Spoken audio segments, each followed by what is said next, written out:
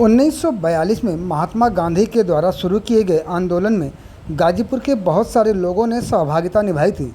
उन्हीं में एक रामधारी पहलवान जो नंदगंज में मालगाड़ी लूटने में अपना सहयोग दिए थे। इसके बाद अंग्रेज शासक उन्हें लगातार खोजते रहे और उस घटना के बाद से देश आज़ाद होने तक रामधारी पहलवान भूमिगत रहे और 1947 में देश की आज़ादी के बाद फिर से सक्रिय हुए और वह राजनीति से जुड़े और लगातार 40 वर्ष तक देवकली ब्लॉक के ब्लॉक प्रमुख रहे।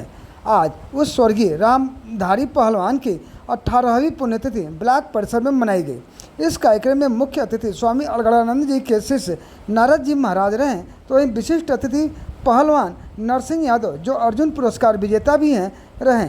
इस दौरान कार्यक्रम में काफ़ी भीड़ भी देखने को मिली।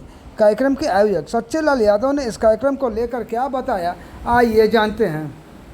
शाश्वत शांति की प्राप्ति करा देता है वह है गुरु, और ऐसे गुरु बिरले होते हैं। एक बार भगवान शंकर से मां पार्वती ने पूछा कि भगवान, यह अज्ञानी जड़ जीव किस माध्यम से, किस तरीके से इस भगवत पद की दूरी को तय करके उस परम श्रेय कल्याणकारी मार्ग को प्राप्त कर ले, वह कौन सा रास्ता है? तो भगवान शंकर ने बताया कि मां पार्वती, तुमने बहुत ही कल्याणकारी प्रश्न किया है, और वह है गुरु तत्व। और उसके लिए बताया कि अगर ऐसे सद्गुरु हमें मिल गए हैं तो हम उनकी पूजा करें। पूजा दो तरह से होती है, एक तो धार्मिक कार्यों में हम लगते हैं, तन मन धन से सेवा करते हैं। दूसरी सेवा है ऐसे तत्वदर्शी महापुरुष मेरे हमें उपलब्ध हैं तो हम उनकी मानसिक सेवा करें, मन कर्म वचन से धूप दीप नैवेद्य अर्पित करके उनकी मानसिक पूजा करें।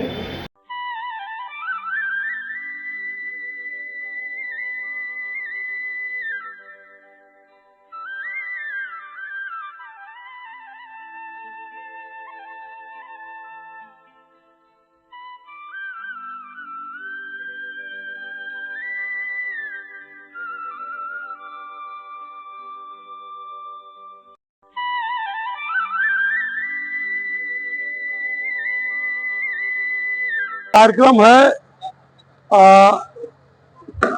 स्वतंत्रता संग्राम के महान योद्धा स्वर्गीय रामधारी पहलवान, जो देश की आज़ादी के लिए अपने प्राणों की परवाह न करते हुए गांधी जी के आह्वान पर देश के आज़ादी में बढ़ चढ़ के हिस्सा लिया और 18 अगस्त 1942 को नंदगंज की जो क्रांति है, उस क्रांति में उन्होंने मालगाड़ी का डब्बा लुटवाया और उसमें अंग्रेज शासकों ने उनके ऊपर गोली बरसाया।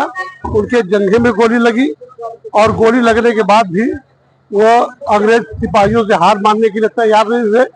इसके बाद जो है उनको बाद में जिंदा मुर्दा पकड़ने का आदेश हुआ था और वह भाग करके छिप गए। फिर देश की आज़ादी के बाद जब देश आज़ाद हुआ 1947 में, तब वो सामने आए और आने के बाद देवकली ब्लॉक में जब त्रिस्तरीय पंचायती व्यवस्था लागू हुई, उसमें उन्होंने सन 1961 से लेकर के और 2000 तक, माने लगातार 40 साल तक निर्विवाद ब्लॉक प्रमुख पद पर कायम रहे और देवकली की जनता का बहुत बढ़ करके हमेशा सेवा करने का काम करते थे।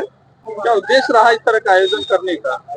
आयोजन करने का मूल उद्देश्य यही रहा कि इससे जो है, जो देश के जो वीर सपूत हैं, जो देश के लिए कुर्बानी दिए हैं, इनको हमेशा हम लोगों का काम है, जो आने वाली हम लोगों की पीढ़ी है, ये उनको हमेशा उनके नाम को जिंदा रखे। और इसलिए जो है इनकी हर साल हम लोग पूरी तिथि बनाने का काम करते हैं।